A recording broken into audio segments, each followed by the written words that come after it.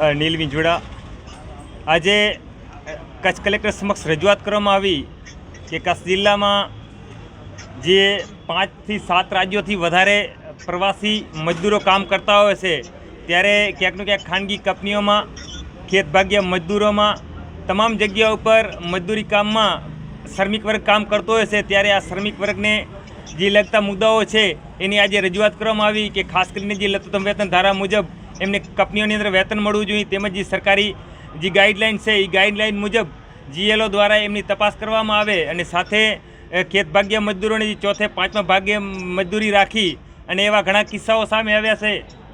કે એમને મજૂરીના પૈસા પણ નથી આપવામાં આવતા અને પાક વળતર પણ નથી આપવામાં આવતું। તેમજ સરકારે જે જાહેર કરી અત્યારે હાલ પાક નુકસાનીની તો માલિકને મળી છે, પરંતુ જે ખેત ભાગ્યો છે એને એ નુકસાની મળી નથી અને સૌથી વધારે નુકસાની જે ગઈ હોય જમીની સ્તર ઉપર તો એ ખેત ભાગ્યાને ગઈ છે। ત્યારે આજે કચ્છ કલેક્ટર સમક્ષ રજૂઆત કરવામાં આવી કે જે કચ્છ જિલ્લામાં જે શ્રમિકોનું શોષણ થઈ રહ્યું છે એ મુદ્દે ધ્યાન દોરવામાં આવે અને શ્રમ અધિકારી તેમજ જે લઘુત્તમ વેતન ધારા મુજબ એમને વેતન મળે અને શ્રમ અધિકારી દ્વારા તમામ જગ્યાઓ પર વિઝિટ કરવામાં આવે અને શ્રમિકોના જે કાયદાઓ છે એનું સદંતર પાલન કરવામાં આવે, એ માંગ સાથે આજે કચ્છ કલેક્ટર સમક્ષ રજૂઆત કરવામાં આવી। LS પરમાર, હું પાટલીથી આવું છું, મજૂર અધિકાર મંચ ચલાવું છું અને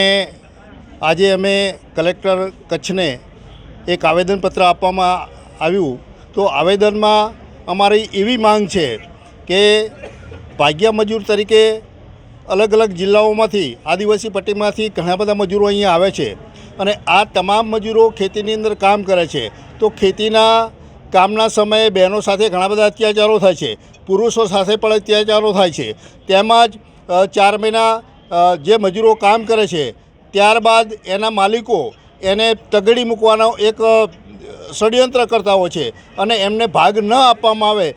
એવું નાટક કરે છે, જેને કારણે અમારી આ કલેક્ટર સાહેબને માંગ છે કે આજે જે કંઈ સરકારશ્રી દ્વારા સહાય નક્કી કરવામાં આવી છે હેક્ટરે 44,000 રૂપિયા, તો એનો 4થો ભાગ કે 3જો ભાગ અથવા 130 રૂપિયા અમારા ખેત મજૂરોને મળવા જોઈએ, કારણ કે અમે ખેતીમાં રહી અને તમામ પાક પકવીએ છીએ અને છતાં આ નુકસાનનું વળતર અમને ના મળે તો સરકાર અમારી સાથે અન્યાય કરી રહી છે। તો તમામ GLOને, તમામ કલેક્ટરશ્રીઓને અને તમામ સરકારશ્રીના પદાધિકારીઓને અમે વિનંતી કરીએ છીએ કે અમારા મજૂરોને ન્યાય અને હક માટે અમને અમારી માંગણી પૂરી કરે।